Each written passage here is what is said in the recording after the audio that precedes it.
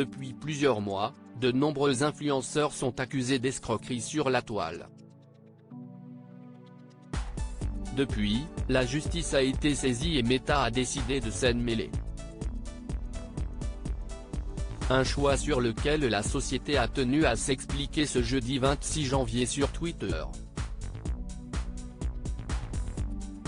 Booba serait-il celui qui a mis un coup de pied dans la fourmilière ? Depuis plusieurs mois, le célèbre rappeur s'est donné une mission, celle de faire tomber les influenceurs accusés d'escroquerie sur les réseaux sociaux. Parmi ses cibles principales figurent Magali Berda, Marc Blatta, Dylan Thierry, ou encore Laurent Correia, entre autres. C'est la découverte de leurs arnaques massives qui m'a révolté.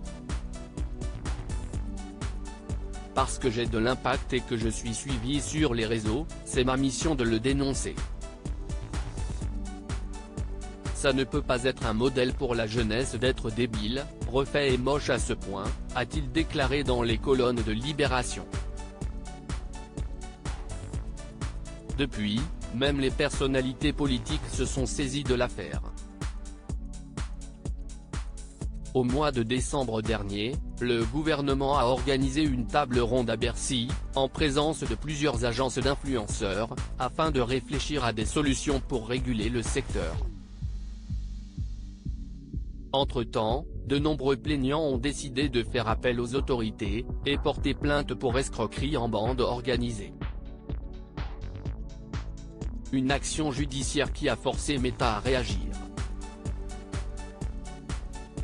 Meta supprime les comptes de plusieurs influenceurs. Ce n'est un secret pour personne, les influenceurs passent par les réseaux sociaux pour communiquer avec leurs abonnés. Pour cette raison Meta, la société qui gère Facebook, Instagram et WhatsApp, a décidé de réagir et sanctionner ceux qui sont accusés d'escroquerie. C'est du moins ce que la firme a assuré en répondant à la sollicitation, sur Twitter, du collectif d'aide aux victimes d'influenceurs, demandant une sanction concrète sur les comptes des influenceurs francophones qui proposent illégalement à leurs abonnés des conseils financiers et font la promotion d'investissements boursiers à très haut risque sur leur plateforme. Les règles de nos plateformes sont claires et interdisent les contenus frauduleux et trompeurs destinés à abuser nos utilisateurs.